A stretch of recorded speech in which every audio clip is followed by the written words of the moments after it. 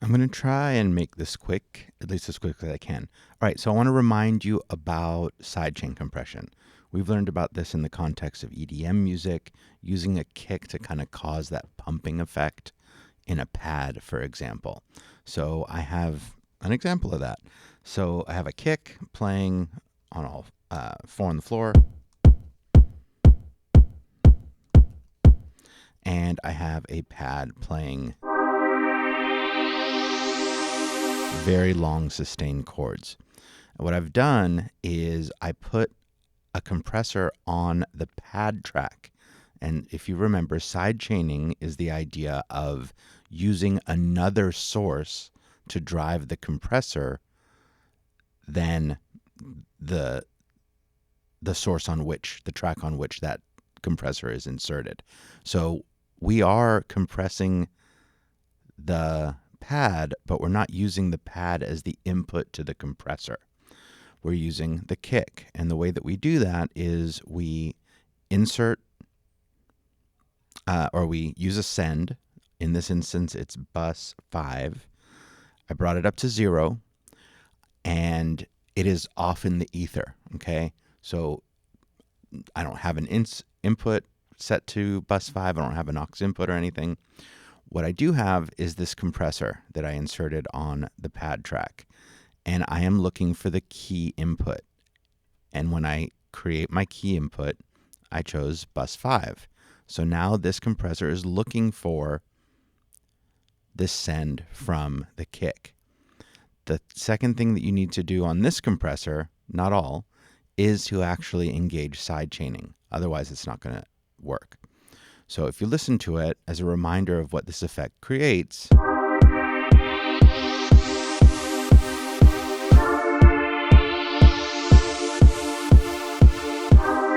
so it creates that pumping effect in rhythmically in lockstep with the kick.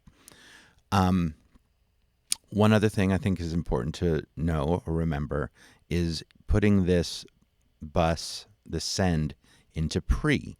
What that does, it allows you to mute the kick and really listen to that pump, but there's actually a more functional reason, and let's just listen to this.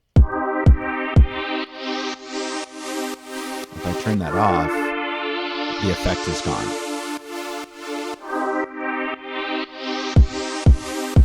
Okay, now for what we're going to use it for today, the reason that we would do this is that we want the effect that we're getting, or essentially we've set these controls, these parameters of the compressor based on a certain volume level of what we're getting from the kick. Now, if I decided as I started mixing this, this song that doesn't exist, if I chose to lower, get to class, if I chose to lower the volume of my kick, if this wasn't in pre, I would be lowering what is being sent to the compressor and therefore affecting my pumping, my sidechain level. So then I'd have to go back into the compressor, adjust the threshold based on the new level of input. But by sending this in pre, this is the only thing that's affecting what's getting to the compressor. Okay? So that's a quick review of what sidechain compression is. Now, how are we going to use it in a different way? We're going to use it as a way to create space in a mix for the kick drum. And this is a technique used with 808s in hip hop. It's used in, funk and rock, everything, really. If you have conflicting frequency type, instruments that overlap in their frequency, a way to make space is to use sidechaining. So how do I do that?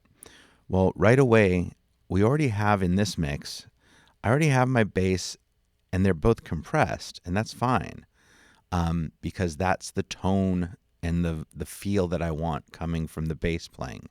This is a very different situation. So I did go ahead and make a routing folder. This is a stereo routing folder.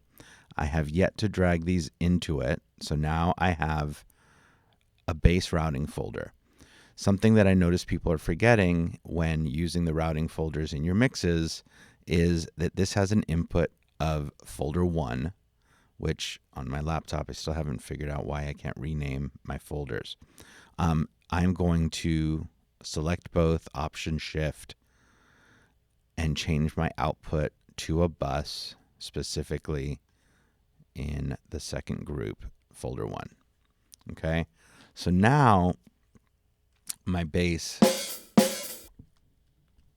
is going through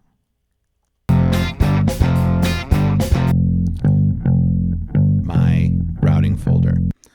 I'm just going to go with that I like the balance between the two of these. What I want is to create space in the mix for them as the kick and everything else is playing.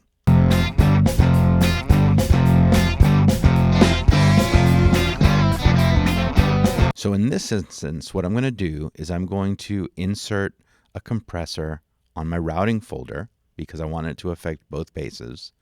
So I'm going to go to Dynamics. I'm going to go ahead and choose the Dyne 3. Okay. I'm going to go and open up my drum folder, go to kick. I guess I already did this. And I'm going to choose bus 3. All right, bus 3 is not used yet.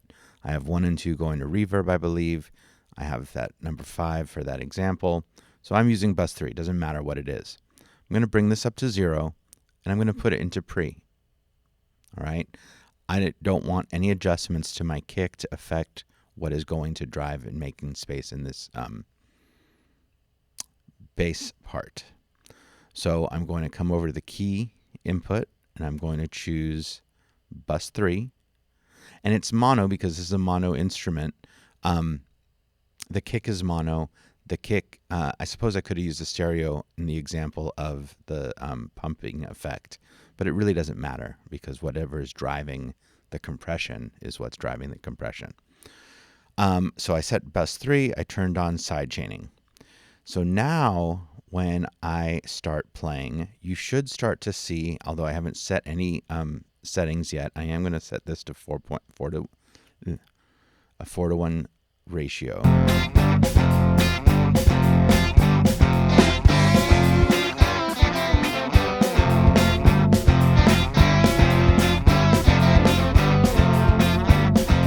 All right, and now the idea here is the kick is hitting right at the same time as the bass.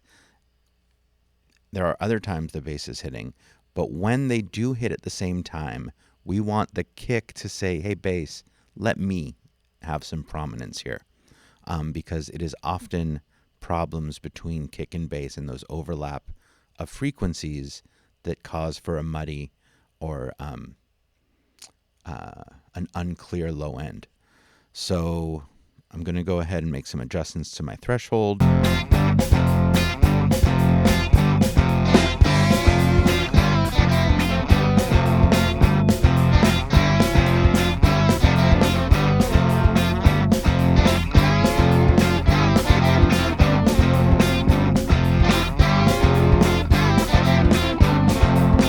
All right, and thoughts here. I want a fairly fast attack. I'm not looking for transients here, because what we're doing is we're affecting the bass. So I want it to go out of the way so we can hear that kick. And I really don't want it holding on too long either, because the kick is going to, we just want to hear essentially the transient of the kick. We're just making a little bit of space.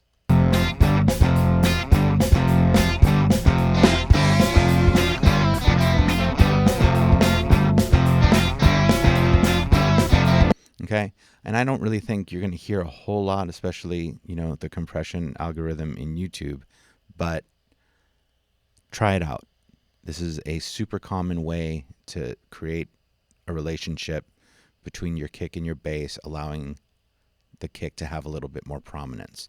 This is also techniques that are used where you would take the kick and sidechain it to a synth, like we did here.